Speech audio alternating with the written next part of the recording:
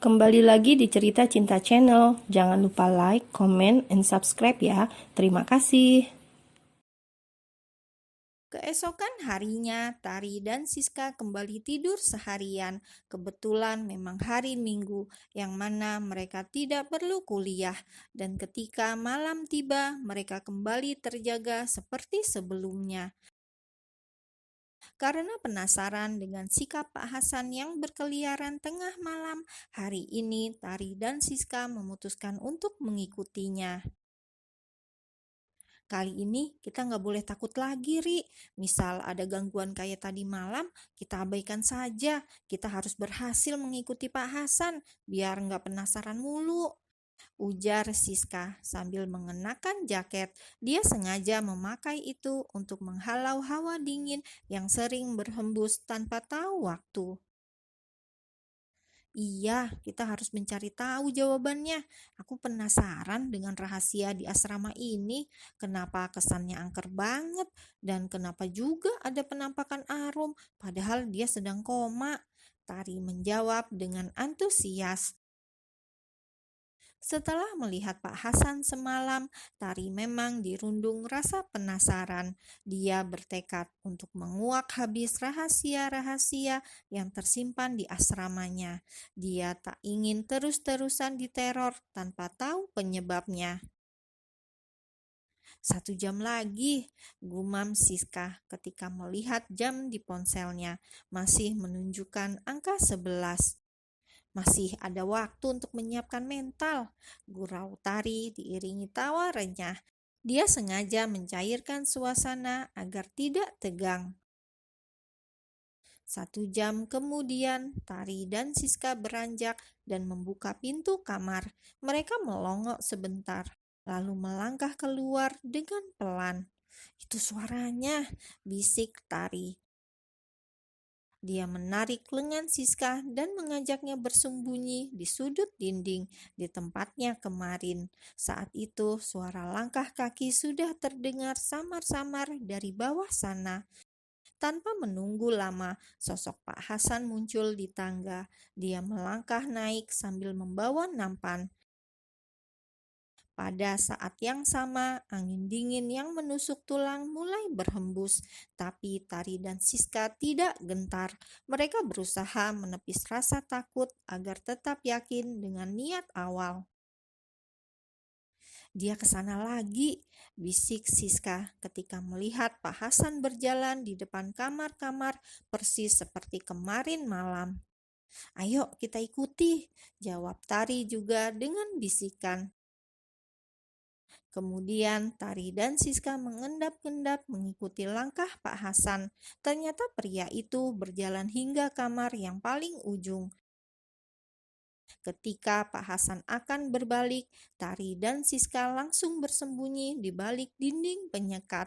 Di sana mereka menatap heran karena Pak Hasan tidak melakukan apapun, hanya berjalan dan kemudian berbalik lagi.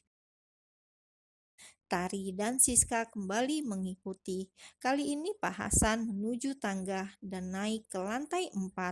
Apa yang dia lakukan sama seperti sebelumnya, yakni berjalan hingga kamar paling ujung dan kemudian berbalik lagi.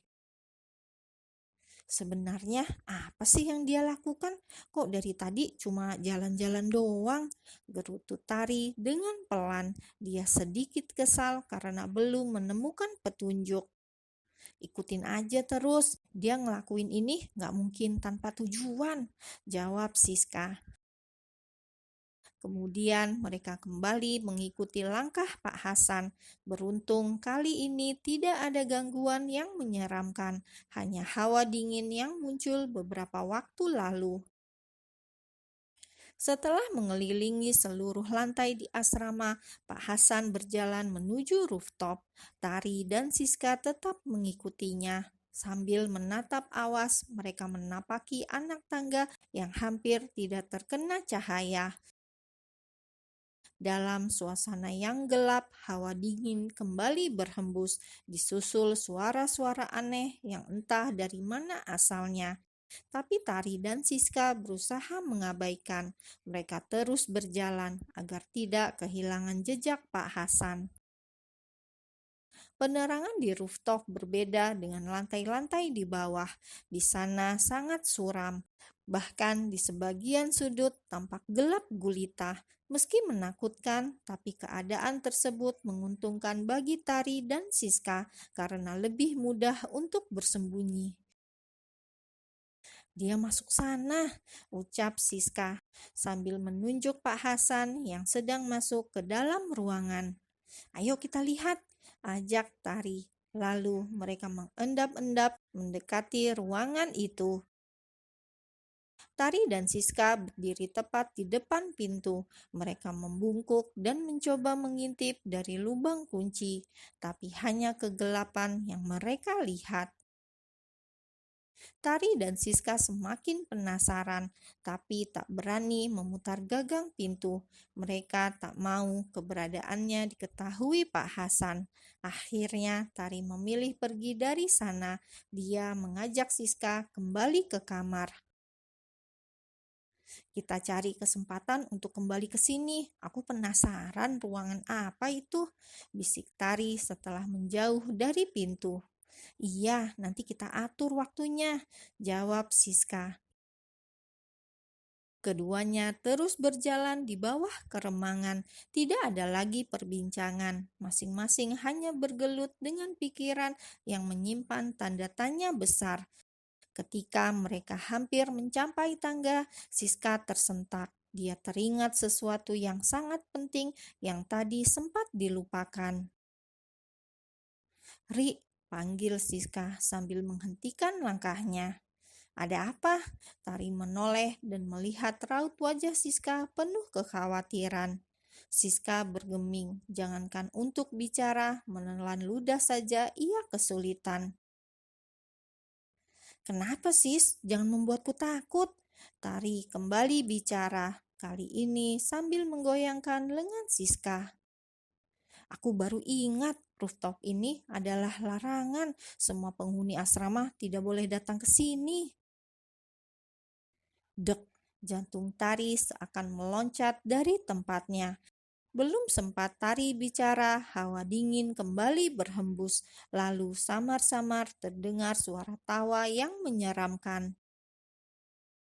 Tari dan Siska saling berpegangan. Mereka melirik ke sana kemari tanpa melangkahkan kaki.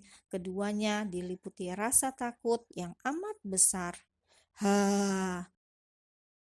Tari dan Siska terperanjat karena suara itu seakan tepat di telinga. Dengan gerakan cepat mereka menoleh ke samping, tapi tidak ada apapun di sana. "Ha!"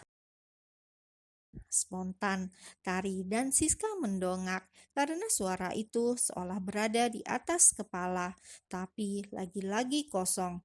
Tidak terlihat sosok apapun.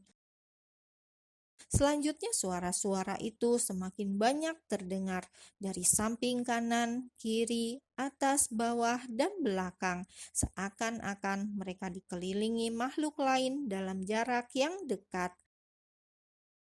Tari dan Siska gemetaran, keringat dingin bercucuran, dan detak jantung tak beraturan. Kaki pun tiba-tiba lemas, sangat sulit untuk digerakkan. Siska panik. Dia menyusun siasat untuk melesat cepat dan menjauhi tempat itu. Sedangkan Tari, dia memejam dan berusaha menenangkan diri. Beberapa saat kemudian mereka saling beradu pandang, lalu mengangguk pelan sebagai isyarat untuk melakukan gerakan.